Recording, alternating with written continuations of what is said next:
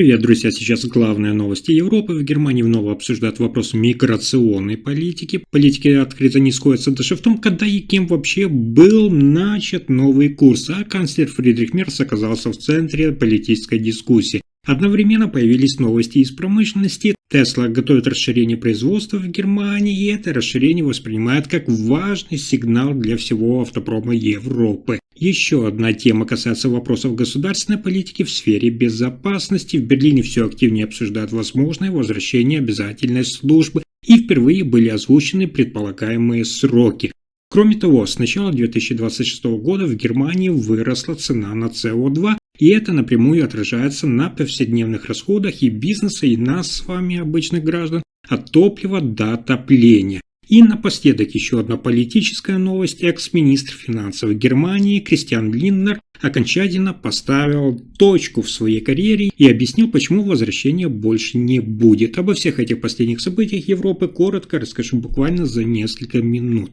Итак, в Германии развернулась новая дискуссия о миграционной политике. Повод – это заявление политика Христианского социального союза ХСС Александра Домбринта. Он заявил, что никакой новой миграционной смены курса на самом деле при новом правительстве сейчас не происходит. По словам Домбринта, ужесточение миграционной политики началось еще при бывшем канцлере Германии Олафе Шольце, а не при нынешнем канцлере Фридрихе Мерце. Домбринт заявил, что разговоры о переломном моменте он считает политической интерпретацией. С ним не согласился политик социал-демократической партии Германии Ларс Клинбаль, который считает, что именно сейчас Германия корректирует миграционный курс на фоне нагрузки на регионы, ситуации с жильем и социальных факторов.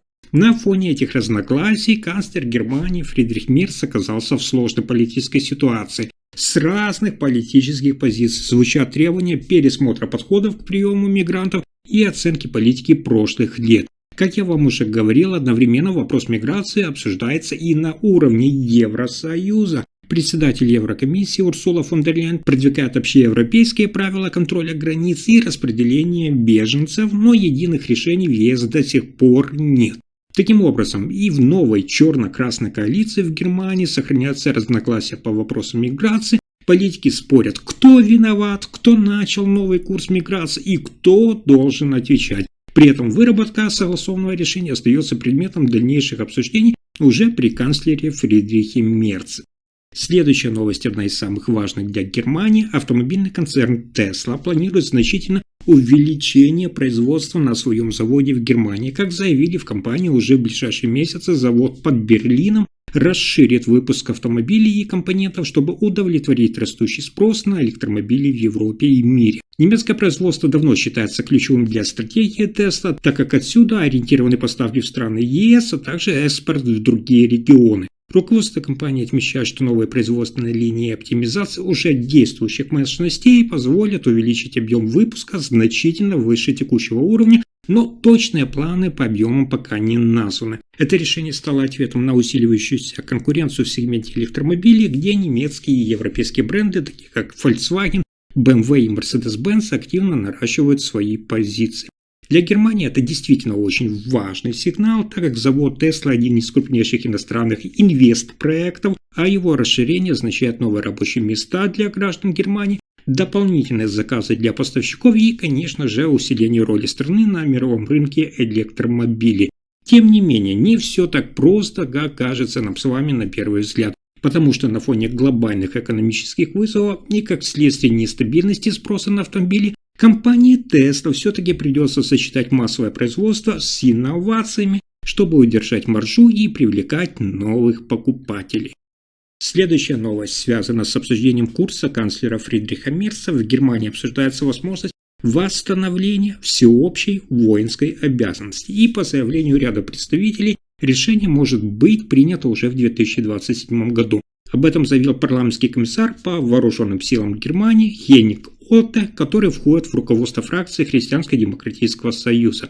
Отте подчеркнул, что Германия должна учитывать новые вызовы в сфере безопасности, а действующая на сегодняшний день система добровольного набора, по его мнению, не обеспечивает необходимого уровня кадровой готовности. Именно поэтому обсуждается возвращение основной воинской службы абсолютно для всех граждан мужского пола и, возможно, даже с расширением для добровольцев и других групп.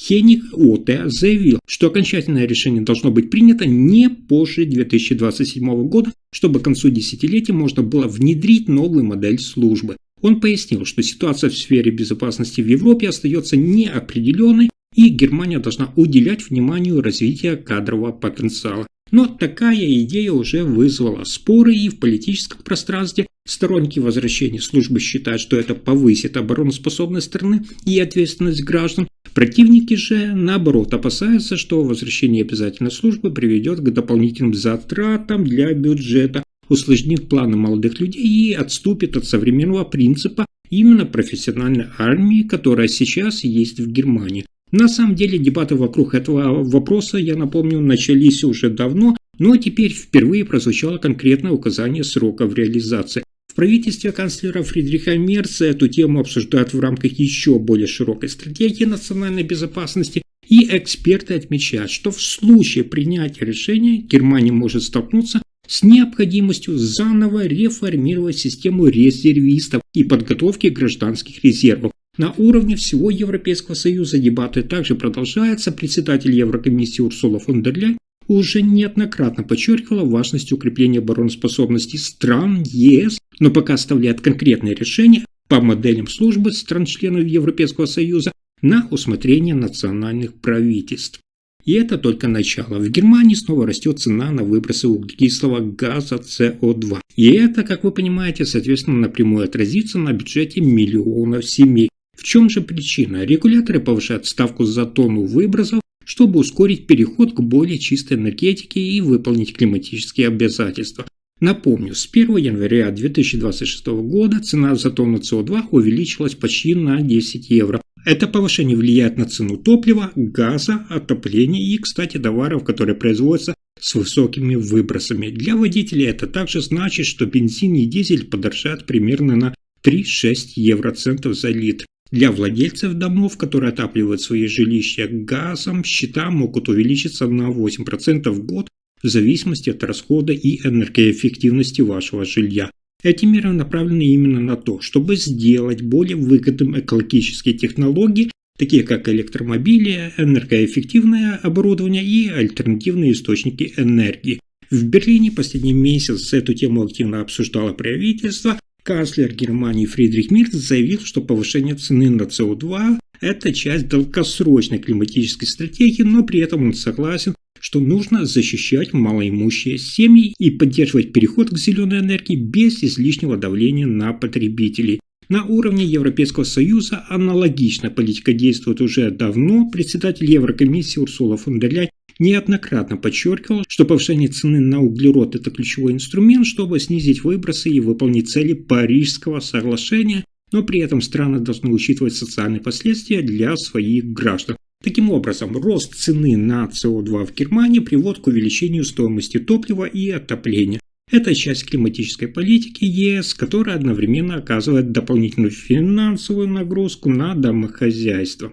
А дальше еще важная новость. Бывший лидер Свободно-демократической партии ФДП и экс-министр финансов Германии Кристиан Линднер окончательно исключил свое возвращение в активную политику. В интервью он заявил, что политическая карьера для него завершена и что глава закрыта навсегда. Линднер подчеркнул, что после неудачи на последних выборах он не собирается больше баллотироваться или занимать госдолжности. Он также отметил, что отдельные коллеги и политические друзья ему все еще дороги, но путь к возвращению практически исключен. Ранее напомню, Линднер был одной из самых заметных политических фигур Германии. Он с 2013 по 2025 год возглавлял ФДП и долгое время был ее главным лицом на федеральной политической арене, а также занимал пост министра финансов в предыдущем правительстве Шольца. Сейчас он планирует продолжить деятельность вне парламентской политики и может комментировать события как наблюдатель, но не как политик-кандидат. Линднер подчеркнул, что его уход не добровольный выбор, а следствие решения самих избирателей на последних выборах.